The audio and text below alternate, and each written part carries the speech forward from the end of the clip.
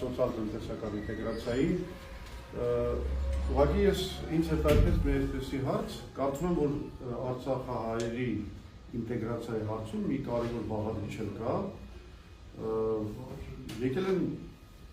հավականաչափ լուրջ կառավարման փորձ, փորձագիտական լուրջ հմտություններ ունեցող մարդիկ, ովքեր կարող են նաև մեր կառավարման գործում օգտակար լինեն, ու ես կարծում եմ, որ ինտեգրացիայի կարևոր մասերից մեկը այն է, որ արցախահայերը ինտեգրվեն մեր կառավարման համակարգի մեջ, իշխանական կառույցների մեջ, չգիտեմ, նախարարություններում, տարբեր տեսակի գործականություններում եւ այլն եւ այլն։ Այս առումով ուզեի իմանալ ձեր պատկերացումը եւ ինչա պետք է անել այս ուղղությամբ։ Մեկ եւ երկրորդը, ես հիշում եմ, որ ժամանակին մենք այսպեսի փորձ ունեինք 90-ական թվականներին Արցախի հետ կապված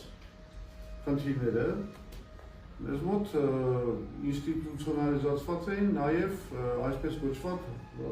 կոչված հատուկ ծրագրերի կոմիտեով, որը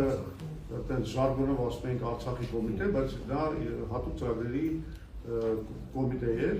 որը բավականին Վլադիմիր Մովսիսյանը Շիրխանյանն էլ ղեկավար էր։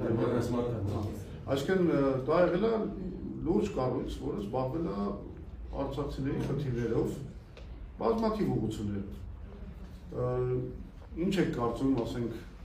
ոնց կարող ենք այդ հարցը լուծել։ Սա մի հարց, երկրորդը, այդ 144 միլիարդ դրամը, որ տալիս էին, դա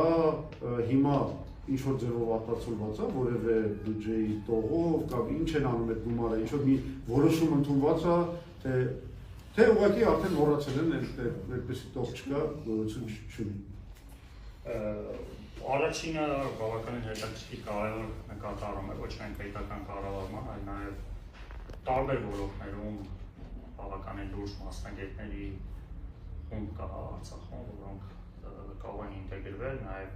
ոչ միայն կառավարման, այլ նաև ուժային հատվածից, իհարկե որոշ մարդիկ նաև որ խոսում նշեցի, որ այդ քաղաքացիությունը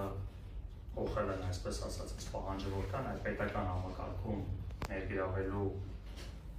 պատճառով, այս ուղղությամբ կարևոր է, որ պետք է կառավարությունը որոշակի նաև ակտիվ քայլեր ձեռնարկի, ոչ միայն կառավարությունը, նաև այլ կառույցներում նույնպես կարող են ներգրավել, որտեղ բավականին հետաքրքիր ոլորտային մասնագետների խումբ եղել Արցախում, ես ինքս էլ Արցախում աշխատելու ժամանակ բավականին զգացել եմ նաև այն պոտենցիալը, այն փորձը, որ անկախ խնդիրներից անկախ պետական կառավարման համակարգը կարող են փաստել, որ Արցախում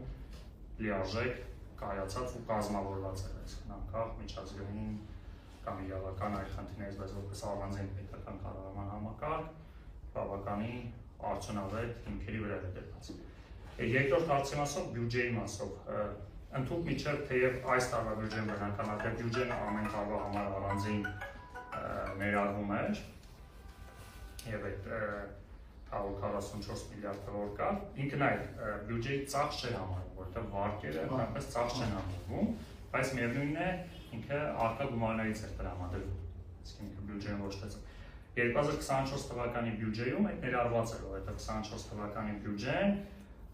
նախնական քննարկումը, այսինքն կառավարությունը քննարկում է, հետո ազգային ժողով, այսինքն ազգային ժողովում դեկտեմբերին էր քվեարկվում,